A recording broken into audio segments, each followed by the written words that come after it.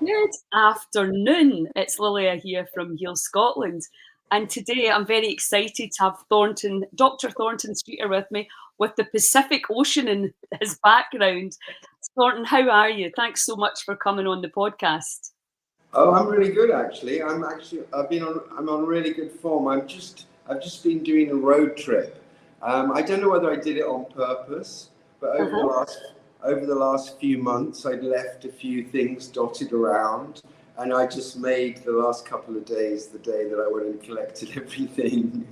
I left my drill somewhere. It was just one of those trips. So yeah, I've ended up at my friend's house on the beach, and as you may know, I've got loads of new kittens, so I saw that.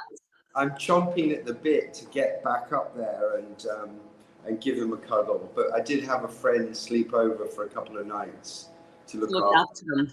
Yeah. So exactly. Can you tell us just like, how long have you been in Mexico for?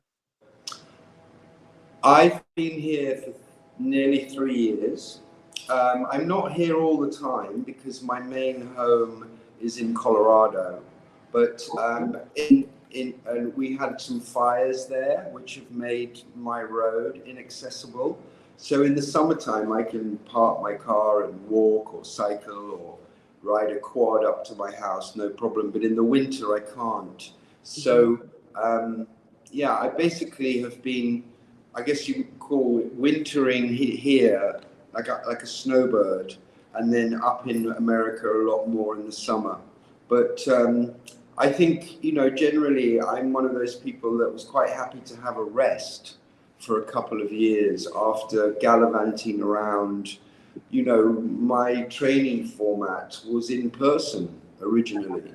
So I had to go to Singapore and Malaysia and Australia and every other place every other year. And then I just realized that actually the best way for me to share my knowledge with a practitioner is to do it with their own clients because they know them really well. And that means I can kind of be a virtual fly on the wall in their clinic, like I've done with you, experiencing your clients and having a frame of reference because you've already taken some, you've done a intake form, their symptoms or whatever it is, or you may know them incredibly well. So the transfer of knowledge, of interpreting the biofield, which obviously is what we're going to talk about today, happens very nicely, best with your mother and your sister to start with, because you know these people, and then your 10, supportive clients who want to try it out. So that means I've been able to sort of lower my carbon footprint, let's say, look at it in a positive way. Yeah, I think that's one thing lockdown did for a lot of us. It kind of pushed us online, and it really is very convenient. Now, just for people who have not met you, who don't know who you are, I'm not even sure if you know this story, but I was thinking, how can I teach people about the electromagnetic side of the body? And I thought somebody's bound to have done a video. So I was on YouTube looking for the electromagnetic field, and I found you. Right. And that's when I messaged you, and I was like, and then you told me about the Biofield Viewer, and that's obviously the technology that we have now at Heal Scotland. And obviously you've been training me with the literally hundreds of pictures I've been sending you, etc. So it's only really now that I'm starting to fully understand and get really much more confident with it. Yeah. Because it blows me away, and it has done every training with you, how you can just tell by looking at what is literally colours. Yeah. You're picking up so much information. So yeah, well, it's a bit like a weather forecaster. I mean, if you can see the Doppler on the screen, I mean, you should be able to analyze it. I would say that's the thing. I'm not a soothsayer able to psychically tune in, but what I am able to do is interpret data, and that's a beautiful thing because we can teach each other how to do that. Absolutely. And what can obviously, I've been showing all the women, all the goddess gathering tours around Scotland. I've been showing them the viewer, and at the weekend, I said, look, you're not going to get a clean picture because there was all sorts of crazy lighting going on, but just to let them understand that they can see, and they could certainly see their third eye. I said, but you're not going to get a clear reading in this kind of lighting. But what it does help people see that it's biofeedback, isn't it, as well? It's like, that's your body. The colours can tell you how the energy is flowing. But can you explain to us how you got into this? How did this start? I banged my head very hard. Basically. Yeah, I dived into the shallow end of a swimming pool and I cracked my head open. Is this true? Yeah, and I had to have it stapled together with, like steel staples. And after that, I didn't feel normal, And I think my perception widened somewhat. You've heard of trepanning?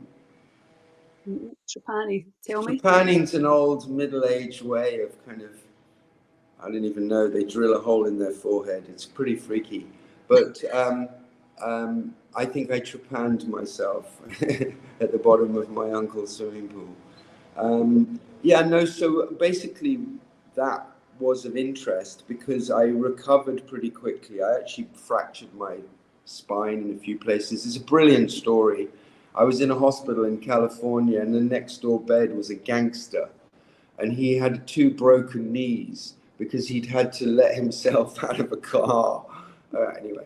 Anyway, I wanted to get out of that room fast, so I think I healed myself super fast. So I kind of fused my spine together.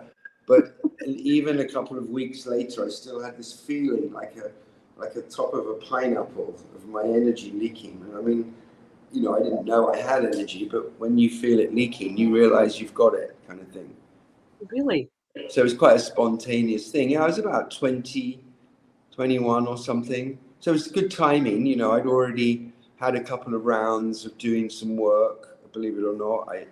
I was a British television advertising kid. Did you ever know that? No, I didn't know that. Yeah, I missed the cornflakes, Aquafresh, Mother's Pride, Dairy Box. I did them all. Seriously? Yeah, I mean, I'm in your psyche already because I was there, on your TV, in the 70s. Well, I need to Google that. That would be interesting. I don't know what you can find. I think there's some of the ads were famous, like Dairy Box, and the milk advert I did was very famous. But yeah, I mean that meant I was like, on the ladder as a 5-year-old, weirdly. So yeah, I mean that gave me the freedom again, weirdly, to be a little bit more persistent about wanting to study this field. So anyhow, I felt like a pineapple. I wanted to know what was going on. And so I was able to, I'm actually telling 2 stories at once. So let me tell you the other half of the story because it actually needs to be told first. I was at a ceremony in South India. And it was called the Yagna ceremony. It costs a lot of money to put on, and it takes 27 days for the chief priest to chant all the Sanskrit mantras before, during, and after the ceremony. And they only ever learn this one ceremony, these priests, because it's 27 days of Sanskrit they got to learn in their head. Very special thing. And it's basically, it's planetary forecasting. It's a Vedic principle. It's gone on for eons. And the chief priest flies up to the gods on this clay bird and spends 3 days chatting with them and then comes back with the message. This is how it works. This is the shortened version. Excuse me if I have tiptoed on any tulips in my explanation. But there was an amazing lady there from your neck of the woods called Rosemary Steele. And she had this brick house built with no windows, which was already a bit strange in the middle of the jungle. And it was for taking electrographic Kirlian photographs of the chief priest's hands all the way through the work up to the ceremony. And then when he was supposed to leave his body, there was no Kirlian handprint because he had genuinely left his body. So To be honest, that whole thing blew my mind. I just was completely, it completely blew my mind learning about, I guess, kind of astral projection and auras, and there were all kinds of crazy people there. There were scientists from all over the world at the ceremony measuring stuff. I was there because I was making a radio show. I wanted to know what a Hindu taxi driver and a Muslim family talked about in the back of the car. I was like, and so I ended up getting sent down to this place. It was absolutely brilliant. So fast forward to banging my head. I was then heading back to London, and there was no internet or anything like that. So I went to the library and I looked up Kirlian photography, and the lady said, "Oh, we don't do that anymore." And I said, "Okay." So I scratched my head for a week, and then I called her back and said, "Well, what do you do then?" It was one of those, I needed a week, and that started my world. I met a schoolboy called John Catchpole. I mean, yeah, sorry, we were young, let's say. Yeah. In the midst of time, I say schoolboy, it's probably university by the time I actually met him, but he had been developing this sort of way of doing non-linear programming since he was at school. And him and I are from the same village in England. We're both from Bishop Stortford, which is, again, totally weird because I met him in Ruislip, and he and I both collaborated with a very brilliant man called Harry Oldfield. And he, John had basically made this software and said, "Harry, I think I can see the energy around crystals with it," and that kind of thing. And, Harry was already developing his crystal techniques. And of course, John's mother, if anyone's interested, was already teaching the Harry Oldfield crystal course. So it was a kind of family affair, and I was very happy to become part of that family. Harry passed away a few years ago, unfortunately. But I think we do him proud. I think we do his legacy proud. Obviously, John was able to keep developing his software as technology developed. And after, both of us had kind of stopped working with Harry, he said to me, it's better and faster. And I said, well, I want to include my chakra filter effectively, because that was something that I'd developed myself. And he then also was able to add the 3D, which I don't know whether you saw in our Facebook group that one of your colleagues in England has posted a picture of 3D images of like a dozen people, and it's really freaky because they all look like they've got pink spirals, all of them. And it's basically what we're seeing is the torsion. Our eyes and bodies have all evolved on a planet that spins at 1,000 miles an hour. And so anything else that's spinning, it's a bit like riding a wave on a surfboard. You either got it or you ain't. But we've all got this, which is the fact that we look at an object and it's not a myriad of vibrating atoms anymore. It's a bench, We've just honed our shit down to focusing on stuff so that we don't miss it or sit on the floor by mistake. What I say is that in school we get programmed, and it starts with the pencil, looking at the blackboard, looking back at the pencil, looking up at the blackboard, back at the pencil. That is programming, and it makes us focus. And so when people say to me, why can't I see auras? I say, you can. You've just got to get rid of all that programming that was done on you, including watching a TV and a screen. That all makes you focus. And the way when I'm wanting to look at someone's energy field without a machine, their aura, I look past them, basically. I don't focus on their eyes and nose and their facial features for all the cues anymore. I go into 3D stereogram mode. You're trying to see the arm or the dolphin amongst all those dots, and suddenly pop, you can see someone's energy. So it's not about clairvoyance. Isn't a gift. it just means clear seeing. So Yes. it's kind of, you've got to unclutter. What I would say, though, for those that are interested, is how do we see clairvoyantly? Well, we form a lens with our biofield because it's healthy and symmetrical and bright, and it's not a deck of crumpled flowers, you know. So I think it's important that we understand what the health factor is. We can see that somebody's a 0 or 100, and there's this new way where we don't need to look at their blood or their heart rate. We can see a level of vibrancy. Yes. You know, a level of tensegrity in the symmetry of their biofield. So if they're a spinning top, we don't worry about them because they're spinning dead on center. But if they're starting to wobble, unless I can induce the wobble out of that spinning top, they're going to fall over. That's dead. You know, so it's very clear. It's just that, as I alluded to in my title, there's been a massive operation to subvert our understanding of self. And that is, I mean, it's not accident, so it is genuinely a sinister thing. And it's why I'm so aggressively anti the concept of integration. It's like, if I love medical doctors, I've trained tens of thousands of them, and thousands of them use our technology because they've crossed over some line, which is the same line that you get programmed with at school. That there is maybe a little bit more.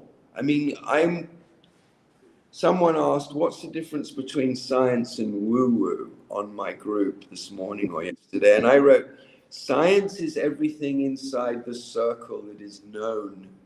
And woo-woo is everything outside that circle, and most of the stuff in it as well.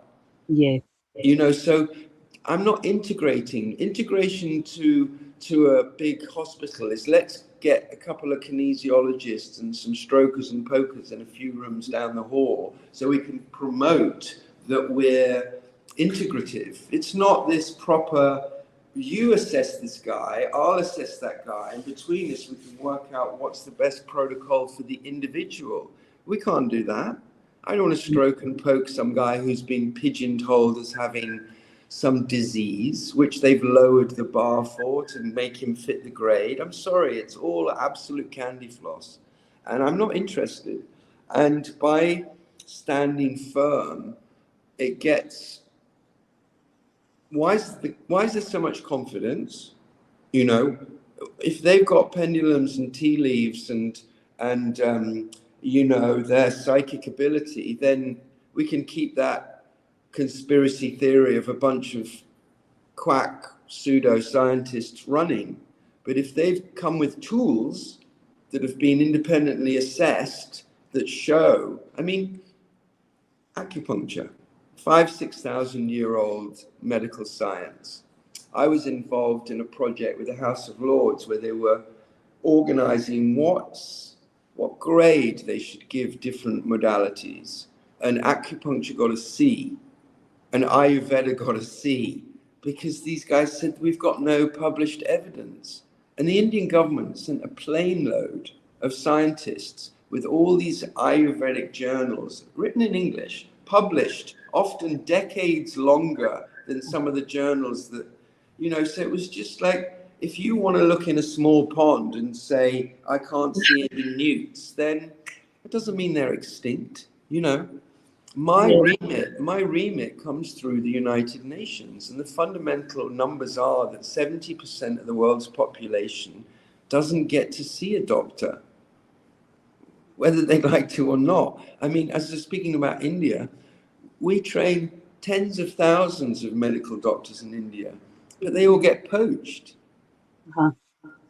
They're all in America and England. And there's the health minister in England going, well, okay, well, your patient won't be able to understand your deep Tamil, but at least the guys you've abandoned in your village after getting free medical training, and you were supposed to work there for 2 years to pay it off, they've got nobody sitting there. It's crickets, you know. And I think those people are lucky, to be honest. because they aren't, you know, being subjected to the cull, which is currently going on at the moment. You know, let's. Anyway, I wanted to talk about why this subject was taboo in science, and then I also want to speak to what it is. You know, I mean, why just look at my ugly face? I may be able to show a couple of pictures. I don't know. Can I share my screen? No. No. Okay, well, you're just going to put it on my ugly mug then. But I will tell your listeners that I am quite active, although I haven't put anything up there for a while for specific reasons. I like to, now you've got StreamYard all over my head. Yeah, it's called SlideShare.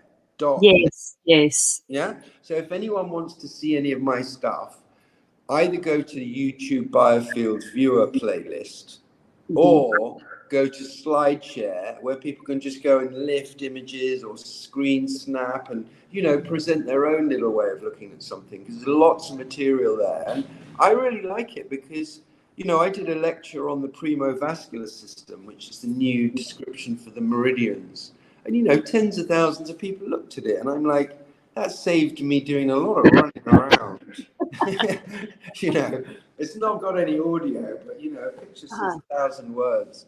So, yeah, I mean, I think what happened is about 110 years ago, certain families and individuals, nothing to do with institutes, realized that there was an opportunity to kind of maintain the, you know, the basic concept of government, right? And of course, if you translate the word government, a bit like the word mortgage means you pay till you're dead, which of course you wouldn't do if you realize what it meant. And then government means control of the mind, gouvernement. And so, you know, these things are so in our faces that, you know, we shouldn't really be surprised at the roller coaster that we're strapped into. So they get to decide, you know. I think there was a model for biochemistry in healthcare. The way I look at it is very simple, and I think your listeners will like this. You've heard of the wave particle experiment. Yes. Where light, when you try and look at it, it becomes a particle, and then it goes, you know, there's a wave. Yeah. The observer. Experiment. Yeah, right, the double slit, exactly. So what I'm saying is that all of modern medicine is basically particle state medicine. And all of the healing and the energy medicine and the thousands of different modalities and of therapies, they're wave state medicine. So they're basically the same thing, but we're addressing the situation when it's blinking into wave state, and therefore there's no side effects, no heavy plant required to drill through particles and experience healing crisis and side effects and recovery time, because we're in wave state, so we can talk about full remission, spontaneous remission, because you're in a wave state, you're not fixed to anything. And because reality actually blinks super fast between wave and particle state, which is why the double slit experiment seems to be an anomaly, the reality is that we've been sold down the river the whole way. I'll give you an example, and it's a hot potato for me because it's something that I'm really working on right now. And it's interestingly exactly about what you were talking about earlier, the electromagnetic spectrum. Now, if you study people like Dinshaw Gadali, some of the suppressed scientists who develop spectrochrometry, he basically says that green and magenta are the same frequency, but one is when the wave is going out, and magenta is when it's coming back. And we have this kind of Fugazi understanding of the rainbow. So the electromagnetic spectrum comes out of infrared into the visible spectrum. We go red, orange, yellow, green, blue, indigo, violet, and then off into ultraviolet. Yeah, but that's bullshit, because it isn't like that. If I press the middle C note on the piano, all the other C's vibrate. Why do they do that? They've got all these other bricks in the way. The reason why they vibrate is because the electromagnetic system is a spiral. and all the seas are lined up along that spring, and there's only air between them, and so they resonate up through the Jacob's ladder. And it's the same with healing. We need all those higher octaves of symphonic music for our healing, but they've stuck us into these digital ones and zeros. It's like a few people in the world are sticking a plastic bag over the head of the rest of us. That's what it's actually like. So we can't be naive. And so when we say, let's heal Scotland, I mean, let's fucking save ourselves from this absolute crazy madness where people can come on television and say, you've got to fucking take this jab that's going to fuck you up for the rest of your life. I mean, no, I'm not going to go back and listen to that shit. I'm sorry. No. I mean, you know, call a spade a spade. And anyway, I don't want the elephant in the room to become a woolly mammoth. Yeah. I mean, let's face it, before we all become extinct, in other words. So 100%. Yeah. 100%. Yeah, right. I think go on. There's a Scottish guy that's gone viral just now because he got in front of Rishi Sunak. I don't know if you've seen. Oh yeah, I saw that. It's absolutely priceless. Aye. That's exactly what I'm speaking to. Yeah, and there was another fellow in there as well. The point is, people are dying in great numbers, and there are these white. They're not even clots. They look like rubber bands, tubes. You know, like calamari. I mean, you know, once you've got something and you can't do the magic rabbit spell on everybody, it's kind of going to sink in, I think. But at the moment, they're suppressing all the mortuaries and all the coroners. So the coroner of England is saying there is no problem, and Rishi Sunak is saying there is no problem. Well, I think these guys need to go to prison. I mean, forget what job they're doing. I mean, they should go to prison because they unleashed a cull on the British people.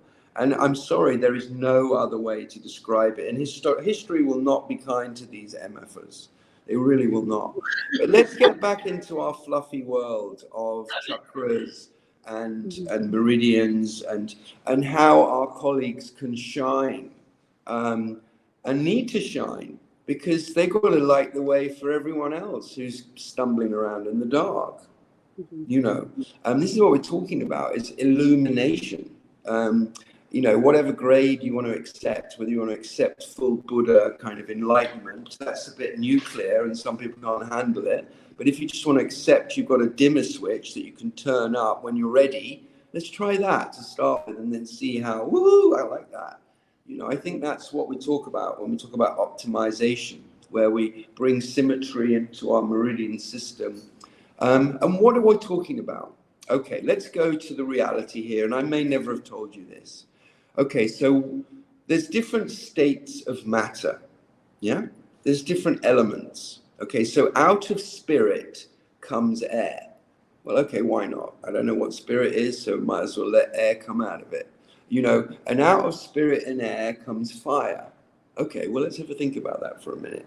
I need oxygen to light a match to get the fire going. Yeah, I can relate to that. Oxygen's in air and spirit's probably quite fiery. So I get that spirit can emerge as air and the two of them can emerge as fire. And then, of course, when you think about water, well, that's just two invisible gases that are in air joined together with some heat, fire, chemistry, and a bit of structure from spirit. So we're like, ting. Okay, so spirit emerges air, emerges fire, emerges water, and add all that stuff up together. You get the muddy stuff, you get earth. In other words, spirit has a U-bend. You have to accept being buried alive, being drowned, passing through the ring of fire, exposed to high fiery air and plasma before you get to cuddle divinity. But divinity is in everything, in various proportions. So it's a filter. Earth, like mud, is a filter so that the spirit is pure. Now, that may go over a lot of people's heads, but if you think about the human body, how do we expel mud, the earth? Well, we got an asshole for that. We go bathroom. And how do we eliminate liquid? Well, we pee and we sweat and we cry and we spit. How do we eliminate fire? Well, we just get really hot and just emanate. You know, elephants have ears that get big. You know, our Botox lips flare up. Whatever it is, you know, our skin has all those little pimples.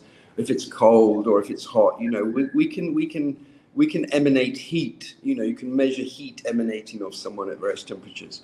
And then, of course, how do you emanate plasma and bioplasma? Well, it's going to burn your dick if you try and urinate plasma. So we have a special network of designed systems called acupuncture points or mama points, and the light, that plasma, is eliminated from all of those points. There's hundreds of them. There's even secret points. And so that sum total of torchlights makes your biofield with spin added. So the thing is shining but spinning, and you know, obviously you don't realize you're spinning because every cell of your body is evolved to surf that wave. So it's just like you're sitting there on your board. So this process of emanating biophotons is equivalent to you thinking. We're talking about consciousness. We're talking about dynamic biophotons, spirit, plasma, prana, chi, you know, the 7 molecules all in a beautiful cuddle doing their thing. I mean, you lie in the park, look up at the sky, and you'll see these little white things zooming around. That's kind of plasma. That's what we're emanating. And it cleans the pipes. You know, an acupuncturist, when there's so much of the soot, you know, in other words, if your thoughts are kind of downgraded, you're like in the porn or whatever it is, then you're going to not be shining light. You're going to be shining soot because you've tuned into a lower vibration and you've made magic dust material from your delusions. And so the acupuncturist needs to stick his needle in there and unblock them. Now, unfortunately, there's a lot of people in that mucky soup at the moment. They just don't have any self-respect. So, you know, people could argue karma is you get what you deserve. You know, you go to the doctor, you get a pill, go back to your sandpit, look at your phone. You know, if you want to stand up for those people who don't want to give a fuck for themselves and they just want to eat trash and talk trash and live in a box full of trash, I'd say, well, let's make them a smaller box, you know. I wouldn't say that. That's very sinister. What I would say is that nature is in charge here. Nature's the conductor of the symphony. It may mean it may feel like we're at a techno house party at the moment, but the reality is we're not. Nature is in charge of the symphony. And I'll give you an example. And again, just to get people thinking, you know, they talk about this gut-brain axis, yes. Right, okay, so let me tell you, we don't realize that we're a mob. The Chinese say that we're at least 8 Ho and 2 Poon. You know, we're more like a reef. We've got billions of bacteria, these little fish swimming around. And if we put crap in the tank, you know, those fish are basically going to be like little cheesy acid house ravers, fully inappropriate in your sacred space. Yeah? But if you have a healthy relationship with your gut bacteria, they're going to genuinely inform you. And what I mean by this gut brain thing is not a gut brain. I guess the neurons there, but it's not about that. It's you've got 2 billion guys in your stomach, like a symbiotic, you know, I don't know what I'd like to say here. Mistletoe. Yeah, like a mistletoe. And so the oak tree is very happy because that like those fish that eat the bugs off whales, you know, like it's a good, healthy relationship. And so there's 2 billion bacteria standing in the middle of the road, and there's a truck coming towards you, and you're looking at your phone. They're going to make you look up and get out of the way. It's not you that's going to do that. It's the relationship. It's a telepathic relationship. Yeah, I heard Zach Bush talking about that actually just a couple of days ago. I was listening to his podcast. No, well, he probably heard mine, but that's totally where I'm at with it, and have been for a while, because we need to understand that we're a reef, and this whole concept of I, it doesn't make sense. No. It's But like I is a closed eye, and I just say open it and see what happens. There is no I. If you refer to yourself as I, you're already fucked, because you think there's just one of you. You know, we have to nurture the mob, you know, and understand that our gut, even if you only accept a gut flora. I mean, I think it's funny in Vedic medicine, there's a whole branch called bhuts, which is basically entities. And yet modern medicine doesn't recognize entities at all. And so they quite happily do heart surgery and a transplant on someone. And because they've cleaved a being open and they've no idea what they're doing, whilst the poor fellow's lying on the table recovering, all these other entities can rush in, because they've literally cleaved the poor thing open through all of the fields. And they're designed to not let entities in normally. So, yeah, I mean, anyway, I want to talk about why you can't study the chakras at a university in England.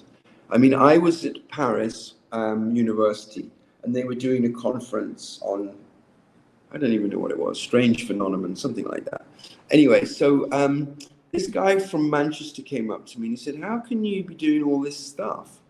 And I was like, what do you mean, how can I be doing all this stuff? I'm observing. I'm a fucking scientist. What do you mean? And he's like, well, I had a friend, a colleague, in fact, who'd just gotten tenure at Manchester University. And he went full on wanting to do a study into the chakras. And he got fired. And I'm like, what, now? Like recently? And he's like, yeah. I was like, just, you know. So that's still going on. really? Yeah. It's crazy.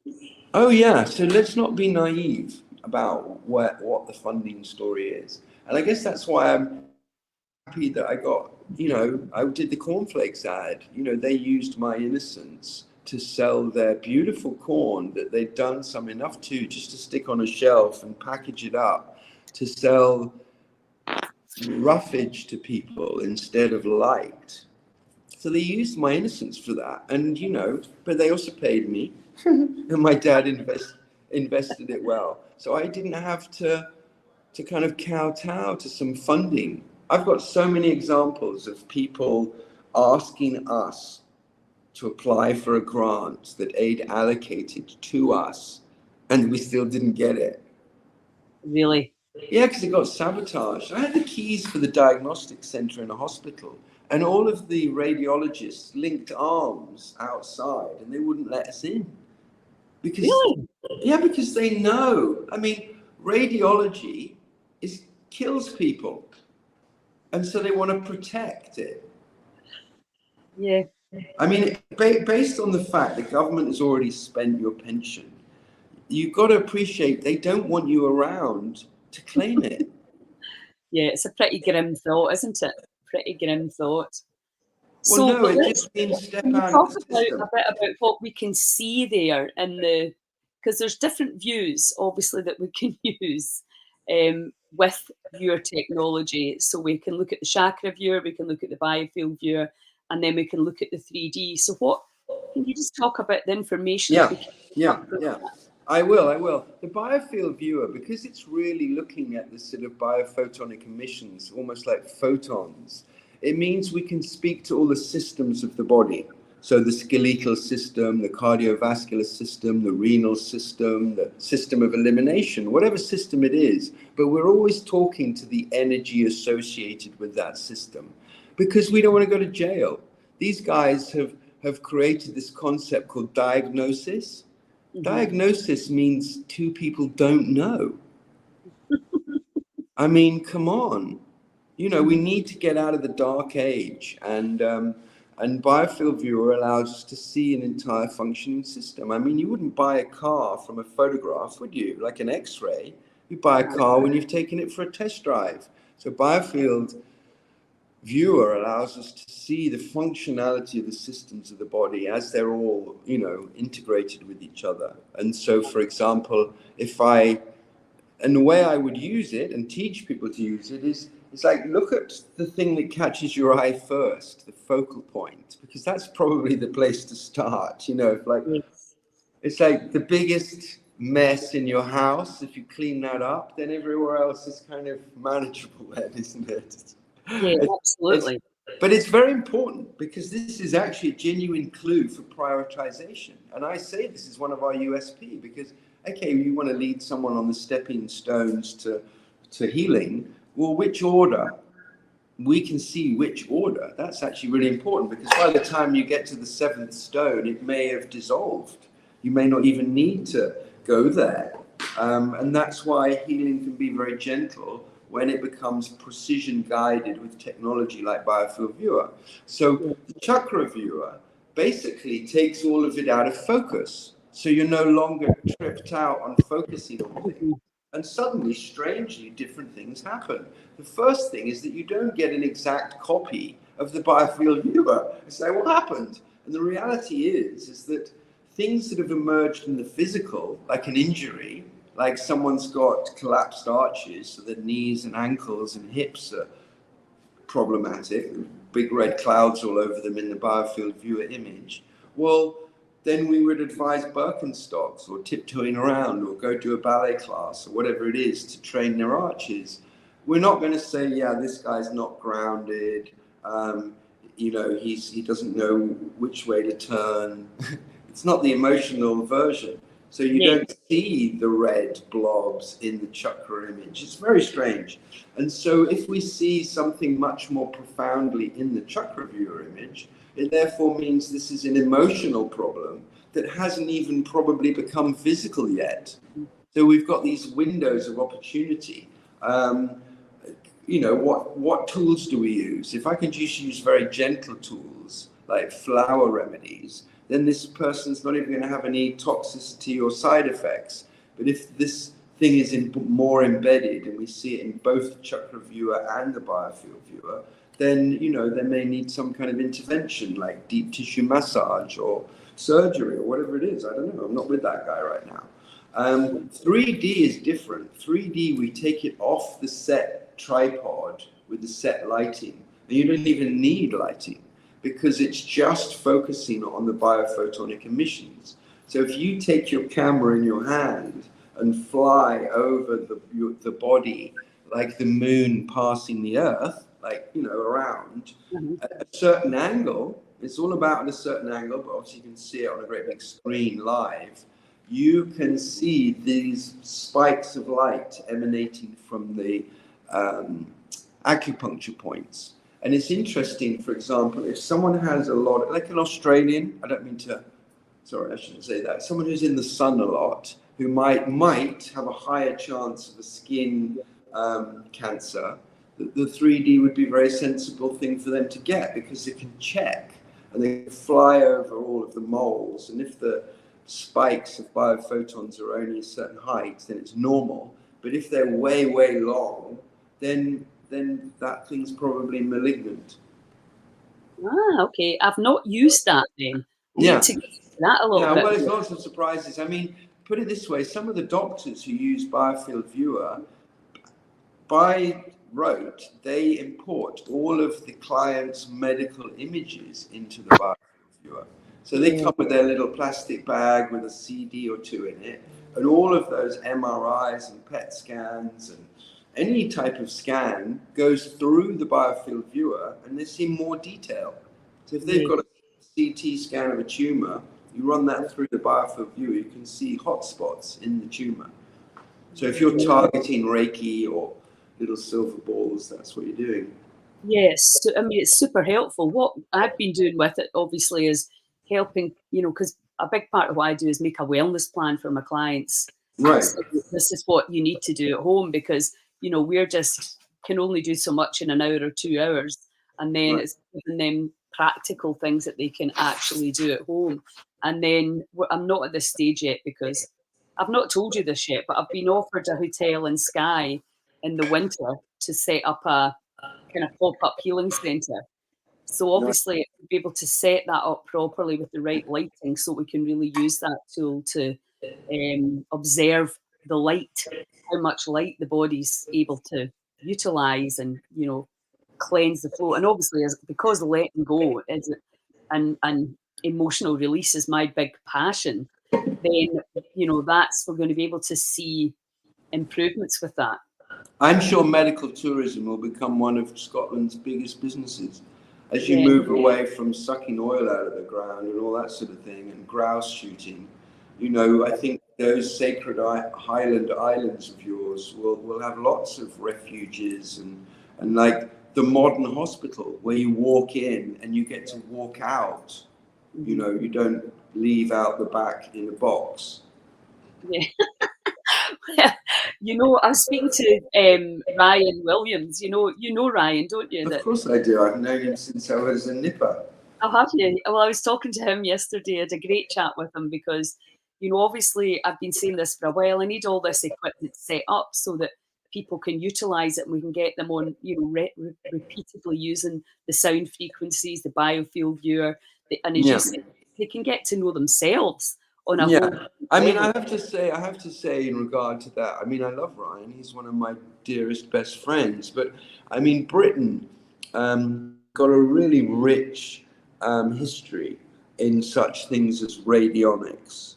You know, you can buy an old George de la Ware radionics device for 50 quid.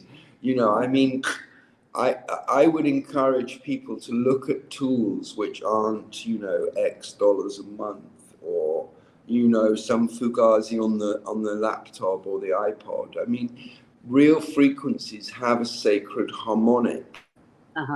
The people that developed radionics and other techniques like tuning forks, they never just jumped and said, oh, well, now we can make a digital version.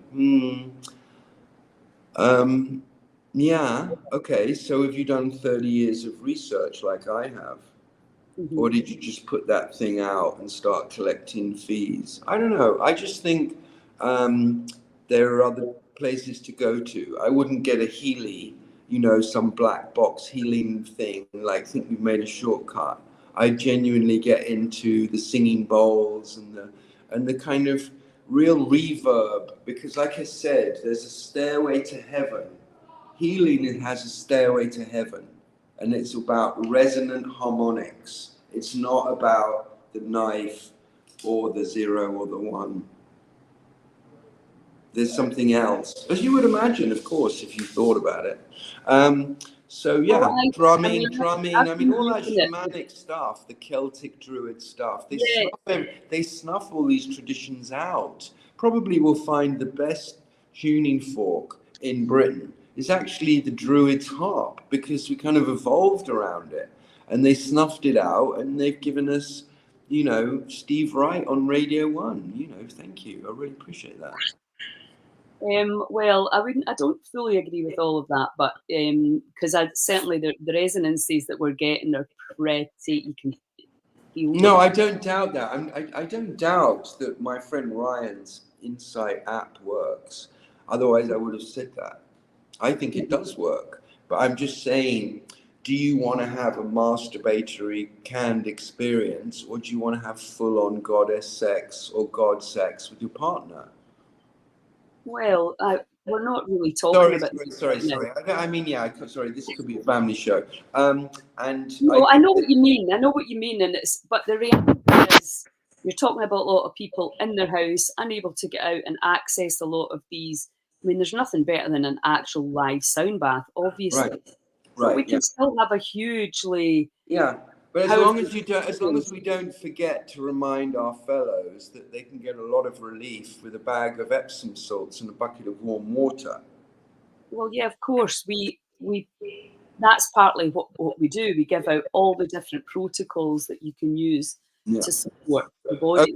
Okay. Well, let's tiptoe away from this thing, because, you know, there's so many areas that we can look at things. I would certainly say I've been blown away by some of the amazing images where you can clearly see entities in heart transplant patients.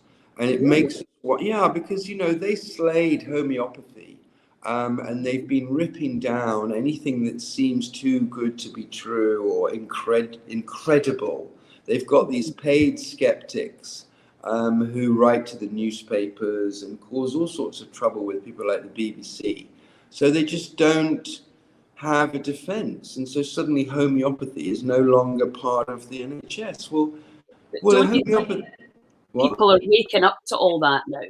You know, I think that people are starting to wake up, do their own research, understand that a lot of the drugs don't work. The pharmaceuticals, I heard Jeremy Ayres calling it. And we have Well, to, I wish we were already done with it. I think at the moment I'm quite happy standing on my orange box and reminding people that things like homeopathy are fantastic. I mean, in the last 20 years, I've been in India, Bulgaria, and maybe another country where I had some funny turn, and each time it was completely sorted out by a homeopath. And yet I wonder whether you've got even access to a homeopath, you yeah, know. we've got a wonderful homeopath in Glasgow who's coming to our festivals. Great. Well, I didn't mean you. I meant the other people who are watching. Well, I think part of the Heal Scotland movement is to educate people on all the other things that are available, and that's what we'll be doing at the festivals. We're going to have a come and meet homeopath, come and meet a biofeedback therapist, Wonderful. come and meet see the feedback, so that people are educated in all the other things that are available. Cool. And Remind me when it is. The next one is April, isn't it? we've got two this in April. We've got one in Tarbert Argyll and we've got one in Skye. Have you ever been in Skye? Did you ever hear about that bear, Hercules, that escaped? Yes. Mm-hmm. I was there. Where? When the damn thing escaped. I met the guy in his ice cream truck, pining, sitting on the back step, crying over his poor bear. Uh-huh. But that was actually in the Outer Hebrides. But I think it swam to Skye. I spent a lot of my childhood with your midgies. Thank you very much. I think that's the dreaded mid. Well, that's why we're doing both festivals in April before they come out, because it's kind of torturous. Yeah, but anyway, listen, I think we're pretty good. We've been on here for nearly an hour. Yeah. And of course, this could just be the engagement party for a lot of us. And, you know, I might see them at your festival. I don't know which one I'm going to come to, but I'm definitely going to come. Yeah, we need to talk about that and get it organised, because it'd be just amazing to have you there. I'm going to have the Biofield Viewer at both the festivals anyway. Yeah, which one would you prefer me to come to? Ooh. You not just stay for 2 weeks and come to them both? Oh, yeah, I suppose I could. Yeah, that'd be nice. When is it? It's April, you said, yeah? Well, okay, I'll tell you what. If one of your friends is prepared to fly to Mexico, I'll buy their ticket and they can house sit my dog and my cats. Oh, my God. 2 weeks. We could do a swap. Somebody can go and house sit for you. Yeah, exactly. That's all I need. Then I'll do both of them. But we'll work something out for sure. No, I agree. It's time to go because I'm also hungry. I thought we were on an hour ago. I didn't eat anything. And now the little guys we were talking about earlier in my tummy are sending me videos, like, feed me, Seymour. Can you let us see out the window again before we go? Yeah. I mean, you know what? I'm not going to do that. I'm going to take you outside because the guy with his funny machine is gone. And so you're going to get the full, authentic Mexican experience. Oh, and the other thing, it's a proper ocean. I don't know, because I've got coconut trees in the way. Have you been in the ocean yet? Yeah, of course I have. I was in the bloody ocean just before I spoke to you. What the hell do you think? And then if you look this way, I don't know whether you can see. Fuck, I don't know. There's nothing. There's nobody. Yeah. You can walk for 10 miles. Wow. Oh my God, look at the white sand. Yeah. You see the ocean, the ocean. Yeah, well, I'll try. There's just trees. I don't know what to say. I'll go back to that room where you can see out the window. Yeah, there's trees. Or maybe downstairs. This place is an absolute palace. And you know how I ended up? I just have really good friends. And my friend, I said to my friend, I want to come and stay. Because, like I said, I was doing my round of collecting things. Check this place out. Oh my God! Yeah, it's proper. It's a proper house. It is. Yeah, you can get lost. You in fact, I've lost my dog right now. Yeah, so down here, I think you're going to have a better luck because we're more with the trunks than the branches. I mean, there's a few, you know, building blocks and things. Oh wow! Oh There's your wow! river. Yeah. Yeah, and I'll probably go jump in it. I'll be in there before, you know, soon. Oh, fantastic, fantastic. Well, Yeah. listen, thanks a million for your time, and I'll hook up with you soon to talk about the festivals. And we I can. do just want to say, though, that I'm incredibly busy, hard-working fellow, as you well know, by how many hours I spend. Come in, sweetheart. How many hours I spend with each of my students on my computer. So, Yeah. yes, I have lovely fresh air, but don't think I'm a bum, please. Well, I am a bum. I'm quite happy to admit it. Okay, lots of love, everybody. Nice to meet you all. And Thanks, if, Thornton. yeah. Ciao. God bless.